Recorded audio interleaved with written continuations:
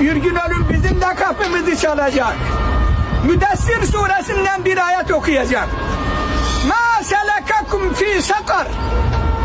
Bakın, ahirette, mahşerde, hesaptan sonra bir kısım insanları cehenneme götürüyorlar. Zebaniler bunları karşılıyor. Bakıyor ki bunlar mümin, bunlar Müslüman. Allah Allah! Yahu sizin ne işiniz var burada? Ma selekakum fi sakar. Sakar cehennemin bir adı. Seni bu cehenneme getiren nedir? Alu lem nekü minel musallin. Biz Müslümandık ama namaz kılmazdık. Ve lem nekü nus'ibul miskin. Biz Müslümandık ama fakir fukaraya yedirip içirmezdik. Zekat sadaka vermezdik. Ve kunna nehudu me'al haidin. Uymuştuk kalabalığa. Daldık bataklığa, delalete. Ey benim kardeşim, ölüm var, ölüm.